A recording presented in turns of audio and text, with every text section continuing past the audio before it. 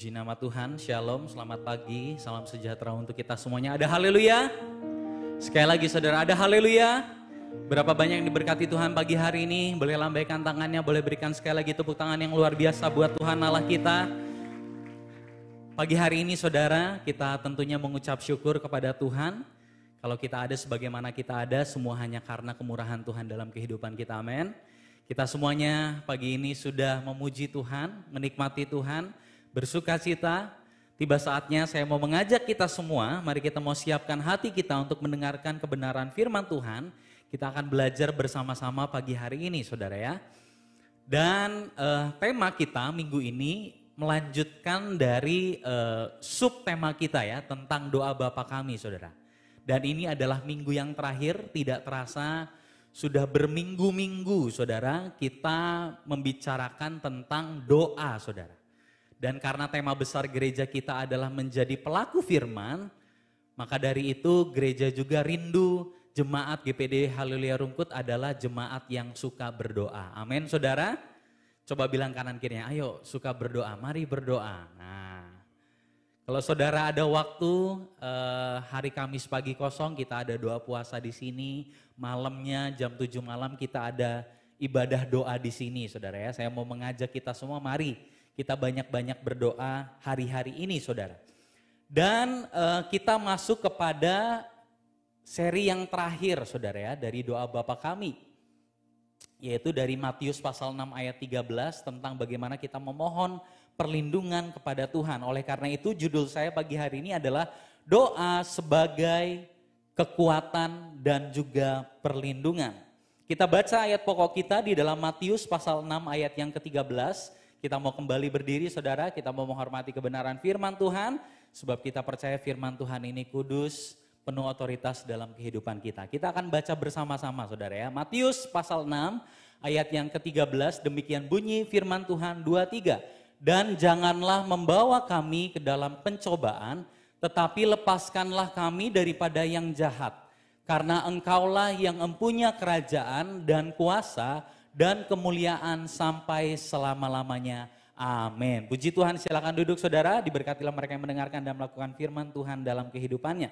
Saya tidak tahu karena sudah beberapa minggu saudara, berapa banyak dari antara kita yang sudah hafal doa Bapa kami saudara ya. Doa yang kita lihat, doa yang begitu sederhana, tapi benar-benar kaya akan makna saudara ya. Bagaimana doa yang sederhana ini secara luar biasa diajarkan oleh Tuhan Yesus langsung kepada kita saudara. Dan maknanya kita sudah belajar bersama-sama, maknanya begitu luas, begitu dalam dan sangat memberkati kita. Hari ini kita akan belajar ayat yang terakhir ini saudara ya. Inilah permohonan kita yang kita naikkan kepada Tuhan. Jangan membawa kami ke dalam pencobaan, tetapi lepaskanlah kami daripada yang jahat saudara. Nah saya punya sebuah gambar, nanti silakan saudara tebak ya ini gambar apa. Saudara kalau di dalam kepolisian ada yang tahu ini tim apa namanya saudara? Dia bukan lagi masak saudara ya, tidak sedang demo masak. Di dalam kepolisian ini tim apa ada yang tahu yang suka jinakin bom saudara? Tim gegana saudara ya. Nah kalau saudara tahu dan pernah lihat saudara, tim gegana itu waktu mereka punya tugas. Misal ada ancaman bom kemudian mereka dipanggil saudara ya. Untuk menjinakkan, untuk mendeteksi apakah ada bom atau enggak. Mereka itu harus pakai pakaian khusus, saudara. Ya, pakaian khusus untuk apa? Untuk melindungi diri mereka. Kenapa? Kalau waktu mereka mendeteksi bom ini, bomnya nanti bisa aja meledak, saudara. Ya, dan itu sangat berbahaya. Bom yang berkekuatan besar ini bisa menghancurkan tubuhnya kalau dia tidak menggunakan pakaian khusus ini, saudara. Artinya tubuhnya tidak bisa menahan kekuatan bom ini, saudara. Dia memerlukan pakaian khusus yang bukan dari dirinya sendiri untuk melindungi dia dari kekuatan bom ini. Pagi hari ini saudara saya mau katakan doa adalah pakaian khusus, perlengkapan khusus yang harus selalu kita kenakan setiap hari untuk melindungi diri kita dari perbuatan dosa dan juga pekerjaan si jahat. Ada amin saudara? Doa adalah pakaian khusus. Sama seperti tim gegana ini saudara ya. Doa adalah pakaian khusus yang harus selalu kita kenakan setiap hari saudara. Untuk melindungi kita dari perbuatan dosa dan juga pekerjaan si jahat atau pekerjaan iblis. Nah, beberapa minggu yang lalu saudara kita sudah belajar bahwa lewat doa Bapa kami ini kita memohon kepada Tuhan untuk apa aja? Pemeliharaan. Berilah kami makanan pada hari ini, makanan kami yang secukupnya. Kita memohon kepada Tuhan untuk pengampunan dosa kita. Itu adalah kebutuhan kita yang penting. Makan, pengampunan dosa, ya. Dan kali ini saudara, kita akan melihat bahwa melalui doa ini kita diajar untuk meminta perlindungan spiritual, saudara. Dan itu penting, makanya tadi saya katakan, doa Bapa kami ini adalah doa yang cukup sederhana tapi kaya makna, saudara. Ya, kita butuh makan, kita butuh pengampunan dosa, dan kita butuh dilindungi. Kita butuh perlindungan spiritual, saudara. Jadi melalui doa ini, Tuhan mau mengajarkan agar kita selalu bergantung kepadanya dalam meminta perlindungan spiritual. Kita nggak pergi ke dukun, nggak pergi kemanapun, nggak percaya sama jimat kita, enggak saudara. Tapi Tuhanlah satu-satunya juru selamat kita yang mampu menyelamatkan kita, amin saudara. Jadi melalui doa ini kita sedang bilang sama Tuhan, Tuhan saya tidak berdaya, saya tidak mampu, saya butuh pertolongan Tuhan, saya butuh perlindungan Tuhan. Tuhan sedang mengajarkan kepada kita, kalau kita butuh perlindungan spiritual dari pekerjaan si jahat, satu-satunya pribadi yang mampu menolong kita hanyalah Allah saja, saudara. Makanya kita menaikkan doa ini. Dan perlindungan spiritual adalah salah satu kebutuhan yang tidak kalah pentingnya dengan makanan dan pengampunan dosa. Jadi kebutuhan kita itu bukan hanya rezeki, makanan, bukan hanya itu saudara. Tapi kebutuhan kita juga termasuk pengampunan dosa dan yang terakhir ini adalah perlindungan spiritual saudara. Ini penting, kenapa? Karena iblis, setan juga bekerja 24 jam saudara. Jadi kita butuh pertolongan daripada Tuhan. Ya. Pagi ini saudara kita akan belajar dua frasa ini saudara ya. Frasa yang pertama adalah janganlah membawa kami ke dalam pencobaan. Kita akan melihat dan belajar apa itu maksudnya saudara. Yang kedua kita akan belajar frasa yang kedua adalah lepaskanlah kami daripada yang jahat. Kita masuk ke poin yang pertama, janganlah membawa kami ke dalam pencobaan. Yang siap belajar katakan haleluya. Frasa pertama ini dikatakan kita memohon kepada Tuhan saudara. Janganlah membawa kami ke dalam pencobaan. Pencobaan apa yang dimaksud di sini, saudara? Apakah ini adalah ujian hidup, ya, yang Tuhan berikan gitu kan, sebuah pergumulan ujian hidup untuk menempa kita? Tentu bukan, saudara ya. Nah, kata pencobaan di sini, saudara, itu menggunakan kita belajar sedikit, saudara. Itu menggunakan kata perasmos. Nah, perasmos ini itu mengandung dua arti, tergantung konteksnya, saudara. Ya. Yang pertama bisa saja artinya adalah ujian atau tes atau trial bahasa Inggrisnya ya. Jadi arti yang pertama ini adalah sebuah proses atau keadaan yang bertujuan untuk menguji, membuktikan atau memurnikan karakter, kesetiaan, integritas dan keteguhan iman seseorang. Dalam nuansa ini ujian datang dari Tuhan atau melalui kesulitan hidup. Jadi Tuhan bisa juga memakai kesulitan-kesulitan hidup untuk menghasilkan apa? Menghasilkan iman yang lebih murni, iman yang lebih dewasa atau kematangan rohani. Nah, itu arti yang pertama. Ya. Atau arti yang kedua tergantung konteksnya, perasmos itu bisa juga berarti godaan atau temptation. Ya. Nah, ini artinya lain, Saudara. Ini adalah sebuah bujukan atau ajakan yang ditujukan untuk menjerumuskan seseorang ke dalam dosa atau kejahatan. Dalam nuansa ini godaan biasanya berasal dari iblis, dunia atau keinginan jahat diri sendiri. Nah, jadi tergantung konteksnya saudara ya. Artinya bisa dua ini tergantung dari konteksnya. Nah, kalau kita melihat konteks dari ayat yang kita baca, janganlah membawa kami ke dalam pencobaan, tetapi lepaskanlah kami daripada yang jahat. Kira-kira artinya yang pertama atau yang kedua, saudara? Artinya pasti yang kedua, saudara ya. Pencobaan di sini adalah godaan untuk membuat kita berbuat dosa. Tahu dari mana kita? Ya di ayat selanjutnya dikatakan apa? Tetapi lepaskanlah kami daripada yang jahat. Artinya godaan untuk berbuat dosa ini itu datangnya dari si jahat, saudara. Makanya kita perlu berdoa kepada Tuhan. Pekerjaan iblis memang menggoda kita untuk berdosa terhadap Allah. Jadi yang namanya godaan, yang kedua itu saudara ya, temptation, godaan itu bukan dari Allah. Karena Allah tidak pernah menggoda kita untuk berbuat dosa. Kita pernah belajar di Yakobus pasal 1 saudara ya. Allah tidak pernah mencobai, artinya Allah tidak pernah menggoda kita untuk berbuat dosa. Tuh uangnya ambil aja, itu bukan Tuhan itu, nggak mungkin Tuhan seperti itu. Udah berbuat curang sedikit nggak apa-apa, nah itu pasti bukan Tuhan saudara. Ya, karena Tuhan tidak mungkin menggoda kita untuk berbuat dosa. Dosa itu datangnya dari dalam diri kita sendiri atau pekerjaan si jahat. Nah, jadi dari sini kita tahu ya bahwa pencobaan di sini itu bukan ujian hidup, saudara.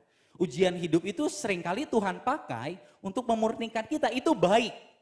Tapi dalam konteks ini, pencobaan ini datangnya dari si iblis. Ini adalah godaan-godaan yang berusaha untuk membuat kita jatuh ke dalam dosa dan berdosa kepada Tuhan, saudara. Ya, nah ini konteksnya, saudara. Dan godaan-godaan ini, saudara, selama kita hidup itu akan terus ada, saudara. Itulah kenapa Tuhan Yesus mengajarkan kepada kita, kita perlu berdoa meminta kepada Allah Bapa untuk melindungi kita, jangan membawa kita ke dalam pencobaan, dalam maksud adalah jangan sampai saya tergoda dan lalu berbuat dosa terhadap Tuhan. Itu harus setiap hari, saudara. Ini adalah permohonan kita kepada Tuhan supaya kita tidak tergoda kepada dosa dan pada akhirnya jatuh di dalam dosa. Ketika kita mengatakan jangan membawa kami ke dalam pencobaan, tetapi lepaskanlah kami daripada yang jahat, kita itu sebenarnya sedang berkata kepada Tuhan, Tuhan tolong saya Tuhan. Saya lemah, saya mudah tergoda, tolong saya supaya saya tidak tersandung. Karena kalau boleh jujur saudara, hampir setiap hari kita berbuat dosa. Makanya Tuhan Yesus ajarkan, berdoa kepada Tuhan, minta perlindungan dari Tuhan. Nah selanjutnya kita akan melihat 3 sumber pencobaan. Pencobaan atau godaan ini datangnya dari mana saja. Ya, saudara bisa menebak dalam hati kira-kira 3 ini apa aja. 3 sumber pencobaan ini apa aja. Yang pertama saudara, mungkin kita akan kaget. Tapi yang pertama sumber pencobaan atau sumber godaan adalah diri sendiri saudara. Karena Yakobus pun pernah mengajarkan itu adalah berasal dari keinginan hatimu yang ada di dalam dirimu. Makanya kita berbuat dosa, makanya kita iri hati. Kita nggak suka kalau tetangga kita punya barang baru. Kita nggak suka kalau teman kita berprestasi. Itu dari dalam diri sendiri, saudara. Mungkin kita kaget mendengar ini, tapi ini adalah kebenaran, saudara. Kita perlu diselamatkan dari diri kita sendiri. Ketika kita berdoa kepada Tuhan, jauhkanlah kami dari pencobaan, maksudnya adalah Tuhan tolong jangan sampai kedagingan ini menguasai saya Tuhan. Dan pada akhirnya saya berbuat dosa terhadap Tuhan. Seorang pendeta namanya Bob Hostetler, dia pernah berkata begini saudara. Kejahatan yang paling berbahaya yang dihadapi kebanyakan dari kita adalah kejahatan yang tersembunyi di dalam diri sendiri. Hati kita kotor, hati kita jahat, saudara. Itulah sebabnya kita perlu diselamatkan dari diri kita sendiri, saudara. Yang tahu betapa bobroknya kita, cuman kita dan Tuhan, betul saudara? Kedagingan ini begitu menguasai kita, saudara. Makanya kita perlu berdoa dan berkali-kali Tuhan Yesus pun mengajarkan kepada kita berjaga-jagalah di dalam doa. Supaya kamu tidak jatuh ke dalam pencobaan, saudara. Kenapa? Karena diri kita yang lama itu sangat berbahaya, saudara. Saya ingat saya pernah lihat satu YouTube, saudara, seorang hamba Tuhan, bukan di Indonesia, di luar negeri. Dia pernah mengatakan begini, oh pada dasarnya manusia itu baik. Saudara percaya pada dasarnya manusia itu baik? Ada yang percaya saudara? Kalau saudara percaya pada dasarnya manusia baik, saudara berani nggak naruh dompet saudara di restoran terus ditinggal? Ada yang berani? Nggak berani. Kenapa? Karena kita percaya, kita tahu dalam hati kita pada dasarnya manusia itu tidak baik, saudara. Pendeta itu bilang, wah pada dasarnya kita ini baik. Saya amazing, saya luar biasa. Biasanya kayak gitu mulainya, saudara ya. Semuanya tentang saya. Dan ini tentunya sangat keliru. Alkitab tidak mengajarkan hal ini. Alkitab mengajarkan yang sebaliknya, saudara. Jangan tertipu.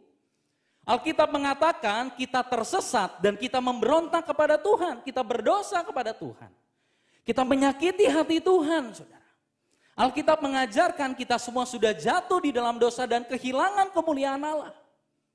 Tidak ada hasrat di dalam hati kita yang berdosa ini untuk menyukakan hati Allah. Hal yang kita sukai adalah kita suka menyakiti hati Allah. Suka menyakiti hati Allah itu maksudnya kita senang menyakiti hati. Kita menikmati dosa, saudara. Itulah kenyataannya. Kalau pendeta itu bilang pada dasarnya kita baik, pagi hari ini saya mau katakan, pada dasarnya kita buruk dan bobrok, saudara. Kita manusia berdosa. Kalau kita baik, saudara, Tuhan Yesus nggak perlu turun ke dunia jadi manusia dan mati bagi kita, nggak perlu. Karena kita udah baik.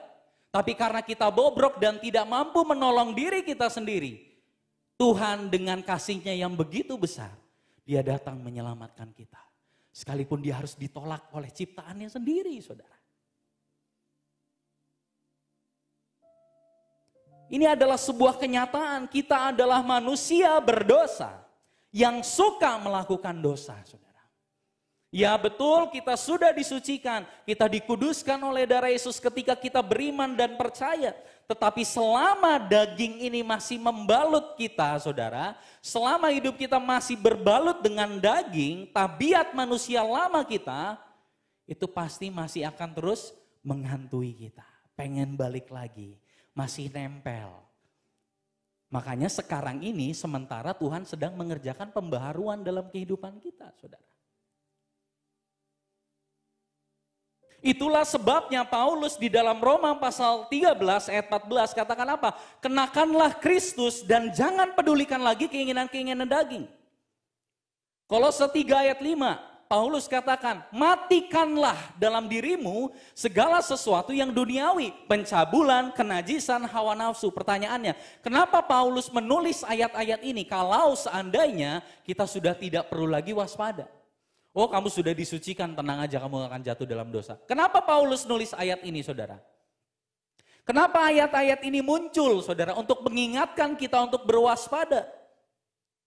Karena Paulus tahu persis, meskipun kita orang Kristen, meskipun kita sudah percaya Yesus, kita masih sangat mungkin jatuh ke dalam dosa, saudara. Jangan merasa kebal, jangan merasa kuat dari dosa. Kalau Tuhan Yesus bilang kamu harus meminta perlindungan setiap hari, artinya musuh kita ini kekuatannya nggak bisa diremehkan, saudara. Mau orang Kristen taat 10 tahun, 20 tahun, tidak ada yang kebal dari dosa kalau kita tidak waspada. Amin, saudara. Coba kita perhatikan, berapa banyak hamba-hamba Tuhan yang jatuh dalam kasus percabulan? Banyak, saudara. Berapa banyak orang Kristen yang terlibat dalam kasus korupsi? Gak kehitung, saudara. Yang bohong dalam laporan? Banyak, saudara. Kasus penggelapan, pembunuhan? Banyak, saudara. Berapa banyak dari antara kita yang hari ini berjanji tidak akan mengulangi, beberapa jam kemudian kita sudah mengulanginya, saudara. Kenapa hal itu bisa terjadi, saudara? Karena daging kita terlalu kuat untuk kita lawan dengan kekuatan kita sendiri, saudara. Dan Paulus pun dia menulis pergumulan ini, saudara. Roma 7 ayat 21 sampai 23. Demikianlah aku mendapati hukum ini, jika aku menghendaki berbuat apa yang baik, yang jahat itu ada padaku. Dia mau buat yang baik, tetapi ternyata kok ada sesuatu yang jahat. Contoh, ngasih sumbangan itu baik atau buruk, saudara? Baik, tapi waktu ngasih sumbangan hati kita bilang, ternyata dermawan juga ya saya ya. Oh ternyata karena saya semua orang bisa ditolong ya. Lihat, itu pergumulan Paulus saudara. Kita mau melakukan yang baik.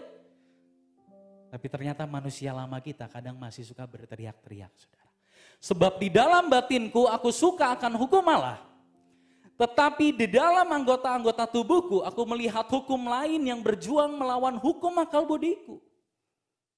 Dan membuat aku menjadi tawanan hukum dosa yang ada di dalam anggota-anggota tubuhku. Makanya banyak dari kita yang frustrated. Kenapa saya bolak-balik jatuh Tuhan? Karena natur kita saudara.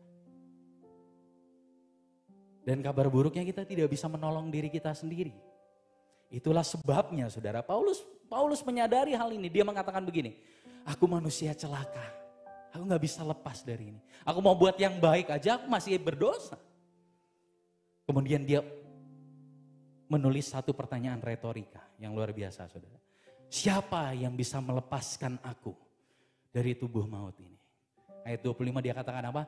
Syukur kepada Allah, Yesus Kristuslah yang sanggup melepaskan aku. Paulus sadar tidak ada di dalam dirinya ini yang baik, yang cukup mampu untuk menyelamatkan dirinya. Gak ada saudara.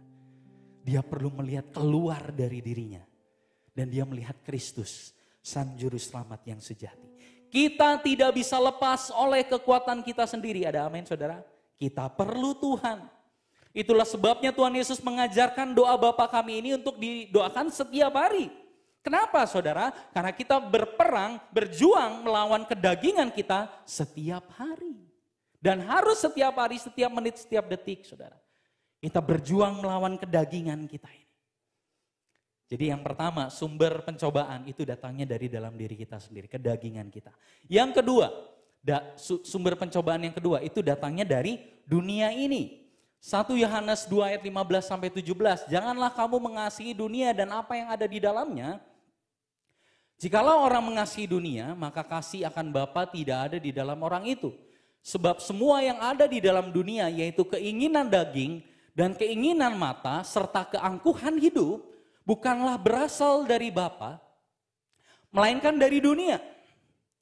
Dan dunia ini sedang lenyap dengan keinginannya, tetapi orang yang melakukan kehendak Allah tetap hidup selama-lamanya. Saudara tahu sasaran utama dari dunia, target dunia adalah untuk membuat hubungan kita dengan Tuhan itu menjadi rusak. Saudara. Kita pernah belajar di Yakobus, siapa bersahabat dengan dunia, dia adalah musuh Allah. Jadi targetnya dunia adalah merusak hubungan kita dengan Tuhan. Kita dibuat lupa dengan Tuhan, kita dibuat sibuk sampai meninggalkan Tuhan. Kita dibuat tidak menginginkan Tuhan. Kenapa? Karena kita terpesona dengan sesuatu yang lain yang bukan Tuhan, saudara. Yang menurut kita jauh lebih indah. Padahal itu tipu muslihat dunia, saudara. Dan bentuknya bisa banyak. Bisa uang, bisa pekerjaan, bisa kesehatan, bisa keluarga, bisa jabatan, bisa barang-barang. Dunia menawarkan kepada kita, ini jauh lebih indah daripada Yesus. Dirimu mengalihkan duniaku. Dan bagaimana dunia menggoda kita? Ada 3 di sini saudara yang saya tebelin. Keinginan daging, keinginan mata, keangkuhan hidup. Sama persis dengan apa yang terjadi di Taman Eden. Tuh lihat kayaknya buahnya enak tuh. Hawa mulai mengingini dalam hatinya. Lihat lagi coba kayaknya sedap. Hawa mulai mengingini dengan matanya saudara. Dan kemudian akhirnya dia memakannya. Karena dia merasa dia bisa menjadi seperti Allah. Dia angkuh, dia arogan saudara. Dan tipu daya ini masih iblis lakukan sampai hari ini saudara. Tuh lihat lebih enak. Gak usah pergi ke gereja, gak usah datang doa. Mending kesini aja lebih enak. Itulah sebabnya saudara Tuhan Yesus mengajarkan kita bahwa mata kita adalah jendela menuju jiwa, saudara. Kalau kita mau menjaga jiwa kita, maka kita perlu menjaga mata kita.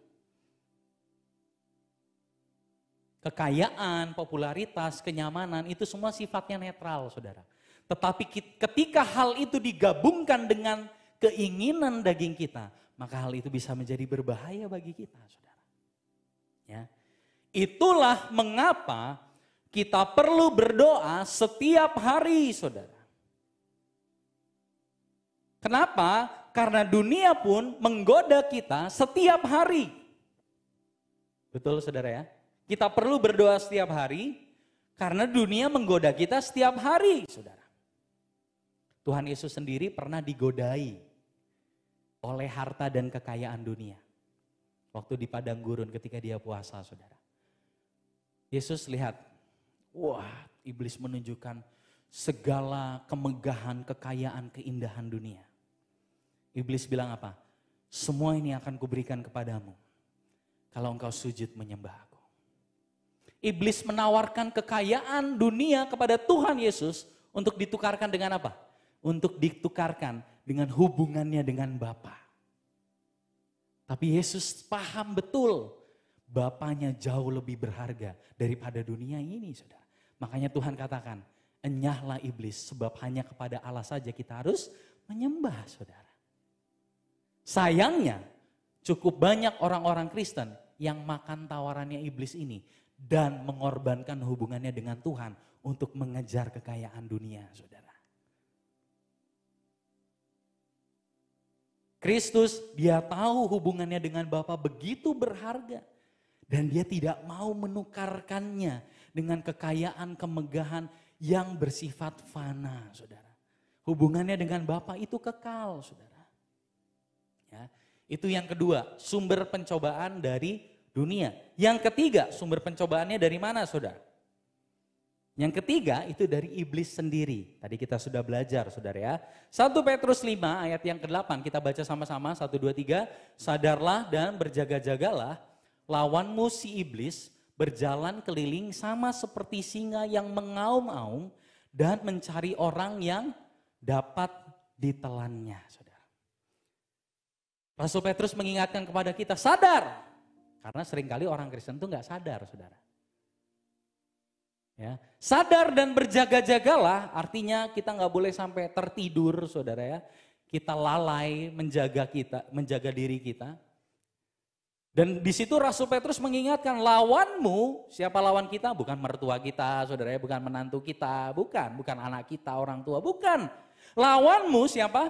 Si iblis berjalan keliling sama seperti singa yang mengaum-aum dan mencari orang yang dapat ditelannya.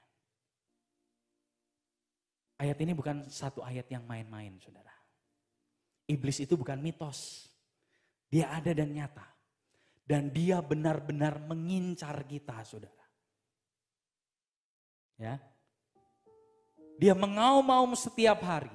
Dia mencari-cari kesempatan untuk menelan kita, saudara. Makanya kalau saudara ingat, Paulus pernah katakan apa? Jangan beri kesempatan kepada iblis, betul saudara ya? Di dalam bahasa Yunaninya, jangan beri ruang kepada iblis. Karena iblis hanya butuh ruang kecil untuk menguasai hidup kita, saudara. Dia hanya butuh sedikit, sedikit ruang untuk dia bekerja dalam kehidupan kita dan menguasai kehidupan kita. Dia hanya butuh sedikit toleransi. Enggak apa-apa, sedikit aja. Disitulah iblis masuk, saudara. Saya pernah membaca katekismus besar yang ditulis oleh Martin Luther dan saya pikir ini bagus, saudara ya, untuk mengingatkan kita bagaimana iblis bekerja. Ya, dia tulis begini, sasaran iblis adalah agar kita memandang remeh firman. Perhatikan, saudara. Itu sasaran iblis. Kenapa, saudara? Karena dia tahu firman itu berkuasa. Jangan sampai orang Kristen tahu nih. Sehingga dia membuat kita memandang remeh firman. Firmannya nggak relevan, Injil itu udah nggak relevan dalam kehidupan kita. Nggak sesuai dengan permasalahan zaman sekarang. Itu yang iblis lakukan, saudara. Supaya kita memandang remeh firman. Padahal Alkitab dengan jelas bilang, Injil adalah kekuatan Allah yang menyelamatkan, saudara. Dan dia tahu itu. Makanya dia bikin kita malas baca Alkitab, saudara ya. Karena dia tahu, waktu kita tahu kebenaran firman Tuhan, hal itu akan memerdekakan kita. Iblis gak mau. Dia maunya kita hidup di dalam kebohongan, saudara. Kita tidak dikasihi, kita itu gak berharga, saudara ya. Kemudian lanjut, saudara ya. Ia ingin memisahkan kita dari iman dan pengharapan dan kasih. Membuat kita melepaskan iman kita, meninggalkan iman kita. Meninabobokan kita dengan rasa aman yang palsu. Kalau kamu punya duit banyak, kamu pasti aman. Waktu duitnya hilang, depresi, saudara. Karena dia menaruh rasa amannya pada sesuatu yang palsu. Bukan uang itu salah sekali lagi. Tapi yang salah adalah ketika kita menaruh rasa aman kita pada uang kita, saudara. Dan mengeraskan hati. Ia ingin pula membuat kita putus asa, menyangkal Allah, mencerca dia dan menyeret kita untuk melakukan berbagai hal yang keji. Itu yang dilakukan iblis. 24 jam, saudara. Ingat ketika Ayub menderita, istrinya katakan apa kepada Ayub, saudara? Kutukilah Allahmu dan matilah. Itu yang iblis inginkan terjadi dalam kehidupan kita. Mengutuki Allah, saudara. Pembohong ternyata Allah itu. Wah, gak bisa dipercaya, Tuhan gak peduli. Semua itu dilemparkan oleh iblis, saudara. Iblis ingin membuat kita membenci dia. Membuat kita berpikir Allah itu tidak peduli dan tidak mengasihi kita. Sehingga kita melakukan hal yang jahat dan licik, saudara. Dalam hal uang dan pekerjaan, iblis ngasih tahu gini, gak usah ke gereja, gak usah doa, kebutuhanmu masih banyak, kerja aja, gak usah ke gereja. Gak usah datang doa, gak relevan sekarang. Kita bisa kok baik tanpa Tuhan, nah perhatiin saudara. Moral kita tetap baik aja kok tanpa Tuhan, gak usah datang bersekutu. Akhirnya hilanglah orang itu, gak pernah ke gereja, gak pernah rayon lagi, saudara. Karena dia berpikir, wah ada kebutuhan yang harus saya penuhi, wah kejar terus. Sampai melupakan Tuhan, goalnya iblis tercapai, saudara. Lewat penderitaan, iblis pun bekerja, saudara. Tuh kan, Tuhan itu jahat, dia itu gak peduli. Akhirnya kita benci Tuhan, kita kepahitan, saudara. Itu yang iblis lakukan, kita meninggalkan iman kita. Sama persis sama yang terjadi ribuan tahun lalu di Taman Eden, sampai sekarang masih terjadi. Kayak katanya Tuhan bilang gak boleh makan buah di taman ini ya. Hawa jawab, enggak boleh kok, kecuali yang di tengah itu. Kemudian iblis mulai, enggak, justru kalau kamu makan kamu jadi seperti Allah. Iblis itu mau ngomong apa sama Hawa, saudara? Tuhan itu bohong sama kamu. Gak usah dengerin Tuhan. Enggak, itu enggak benar. Bayangkan kalau kita enggak pernah berdoa dan enggak pernah baca firman. Betapa rentannya kita, saudara.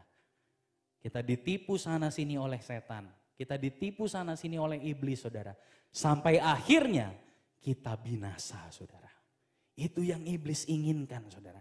Dan iblis sekali lagi melakukan hal itu 24 jam, saudara. Setiap hari, siang dan malam dia mendakwa kita, kata kitab Wahyu, saudara. Pertanyaannya pagi hari ini, apakah kita bisa menangkal panah api yang iblis lontarkan kepada kita 24 jam dengan cara berdoa seminggu sekali, saudara. Setiap hari Minggu aja. Gak mungkin bisa, saudara. Apakah kita bisa menangkal panah api iblis ini kalau kita cuma baca Alkitab setiap cuma kita pergi ke gereja aja?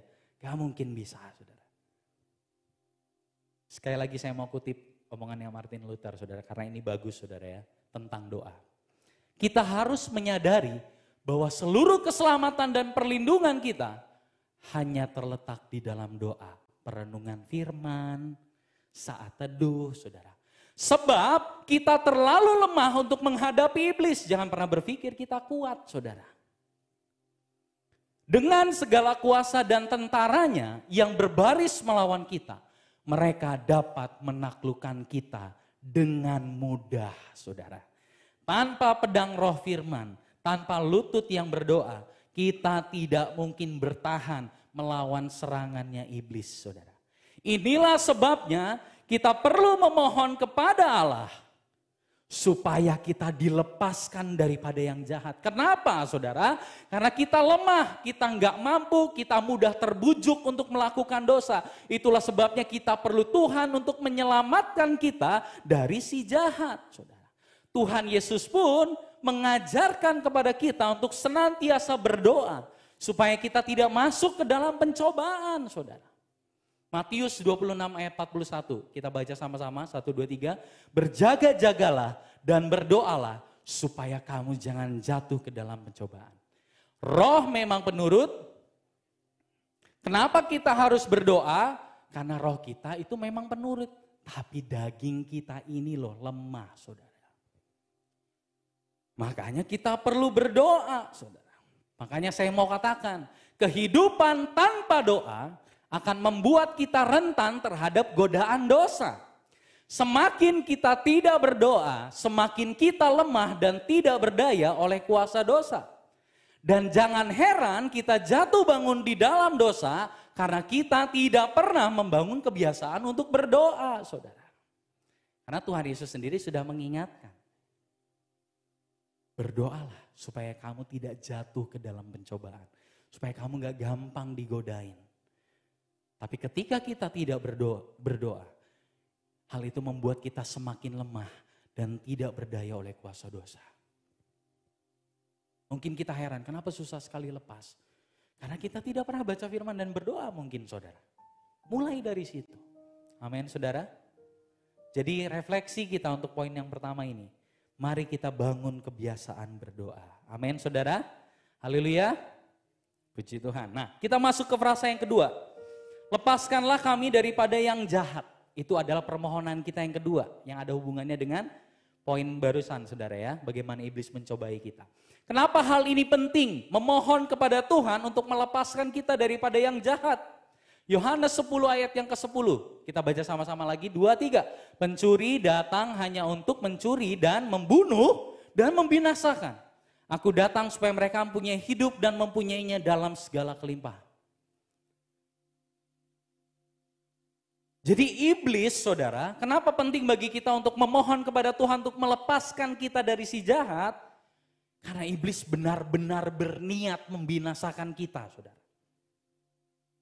Di balik godaan yang kita alami, ada iblis yang berusaha untuk membunuh dan membinasakan kita. Hal itu terjadi di dalam kehidupan Paulus.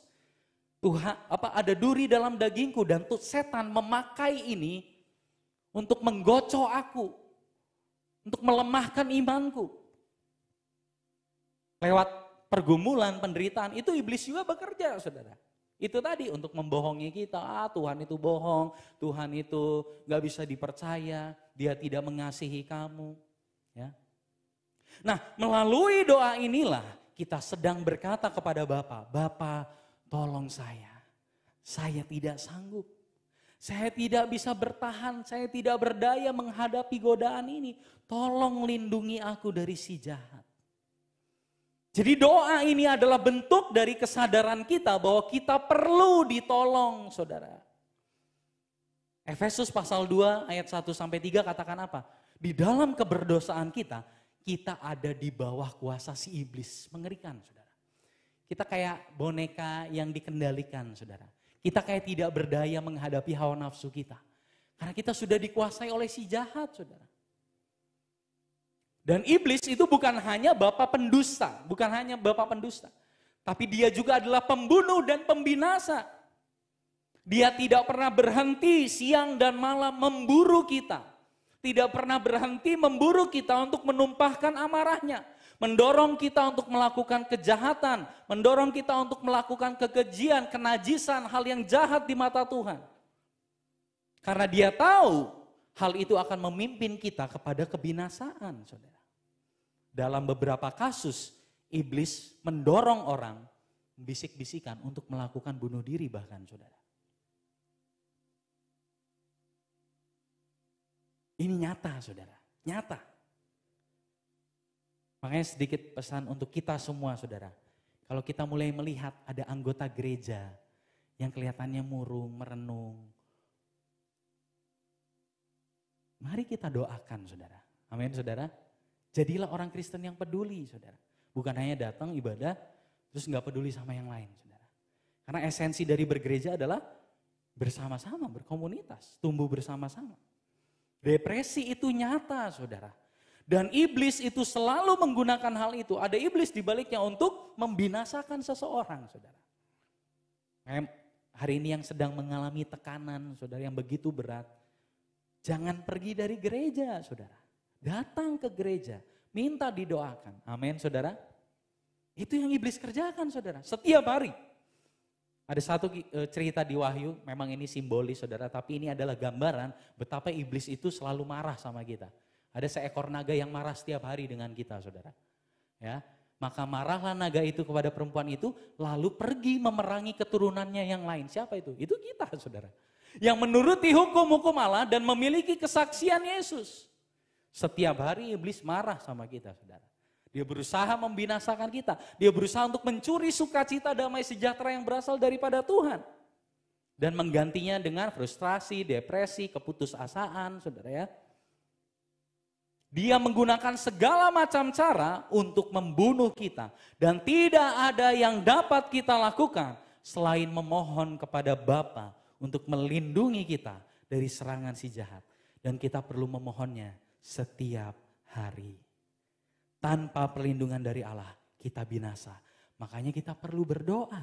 Karena doa adalah perlengkapan rohani kita untuk menghadapi panah apinya iblis, saudara. Efesus 6 ayat 13-18. Kebanyakan orang baca ayat ini, 5 perlengkapan, saudara ya. Ikat pinggang, baju zirah, kasut, apalagi perisai, kemudian ketopong keselamatan. Tapi ya ayat yang selanjutnya nggak dibaca. Padahal ini adalah salah satu perlengkapannya, saudara. Yaitu berdoa setiap waktu di dalam roh, saudara. Itulah yang akan memperlengkapi kita untuk menahan panah api iblis yang dia lontarkan setiap hari, saudara. Jadi doa itu bukan sesuatu yang tidak penting, saudara. Itu sangat-sangat penting. Amin, saudara. Sebagai penutup, saudara ya. Saudara, kalau kita baca di dalam perjanjian lama, di Yesaya, itu banyak sekali, saudara ya. Allah berkali-kali menyatakan dirinya sebagai satu-satunya juru selamat. Tidak ada yang lain, saudara. Ya, hanya Allah saja. Allahnya Abraham, Ishak dan Yakub. Dialah juru selamat satu-satunya. Di perjanjian lama kita melihat berkali-kali Allah berjanji akan membebaskan umatnya dari yang jahat, saudara. Berkali-kali kita melihat Allah berjanji bahwa Allah tidak akan meninggalkan kita. Bahkan di dalam masa kesukaran kita, saudara. Amin. Allah menyatakan dirinya, akulah juru selamat, tidak ada yang lain selain aku. Di perjanjian lama. Di perjanjian baru kita melihat juru selamat itu berinkarnasi menjadi manusia. Amin, saudara. Dialah Immanuel, Yesus Kristus, Allah yang menjadi manusia. Dialah gambaran dari Musa dan Yosua yang adalah pembebas sejati, saudara. Dia jauh lebih sempurna, jauh lebih baik daripada Musa dan Yosua. Kalau Musa dan Yosua membebaskan Israel dari perbudakan di Mesir, Yesus Kristus, juru selamat kita satu-satunya ini, dia membebaskan kita dari perbudakan dosa. Dia adalah Musa dan Yosua yang jauh lebih baik, saudara. Galatia pasal 1 ayat 3-4, kasih karunia menyertai kamu dan damai sejahtera dari Allah Bapa kita dan dari Tuhan Yesus Kristus yang telah menyerahkan dirinya karena dosa-dosa kita untuk melepaskan kita dari dunia yang jahat yang sekarang ini menurut kehendak Allah dan Bapa kita. Kolose 1 ayat 13, saudara. Ia telah melepaskan kita dari kuasa kegelapan dan memindahkan kita dalam kerajaan anaknya yang kekasih. Pagi hari ini saya mau katakan, saudara, Kristuslah sang pembebas sejati kita. Amin, saudara. Yang membebaskan kita dari perbudakan dosa kepada kemerdekaan yang sejati. Hanya Tuhan saja yang sanggup. Karena Tuhan sudah berkata, akulah satu-satunya juru selamat. Kita bukan juru selamat atas diri kita sendiri, bukan. Karena juru selamat hanya satu, yaitu Tuhan Yesus Kristus, saudara. Di atas kayu salib itu, saudara, Yesus yang baik menerima sesuatu yang buruk. Supaya kita yang buruk dan bobrok bisa menerima sesuatu yang baik, saudara. Supaya kita menerima kelepasan dari perbudakan dosa. Yesus rela ditukar dengan Barabas agar Barabas dibebaskan. Tahu siapa Barabas itu, saudara? Barabas adalah kita, saudara. Barabas adalah kita yang terbelenggu dengan dosa. Kita diperbudak oleh dosa. Kita tidak bisa mengatakan tidak kepada hawa nafsu kita. Dan Kristus rela menukarkan dirinya supaya si Barabas ini bisa bebas. Itulah kita, saudara. Jadi hari ini, karena Kristus sudah mati dan bangkit, kita bisa dengan penuh keberanian menghadapi tahta kasih karunia Allah dan memohon pertolongan kita pada waktunya. Amin, saudara. Kematian dan kebangkitannya adalah dasar dari keyakinan bahwa kita pasti akan dilepaskan dari yang jahat sampai selama-lamanya. Sampai sini boleh berikan tepuk tangan buat Tuhan Yesus. Haleluya. Mari kita bangkit berdiri, saudara. Bukan karena kita baik, saudara, kita dilepaskan dari yang jahat, tapi karena Kristus sudah bayar harganya.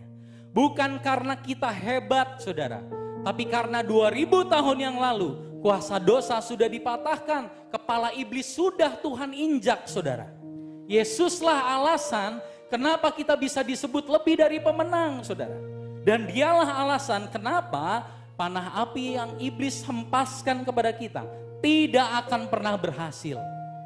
Karena Kristus sudah membayar harganya. Amin, saudara. Mari pagi hari ini konsisten berdoa, renungkan firman, saudara. Aktiflah melawan dosa. Pandanglah salib Kristus. Peganglah salib itu dan jangan lepaskan, saudara. Karena itulah keselamatan kita. Pagi hari ini apakah kita sedang bergumul dengan dosa, saudara?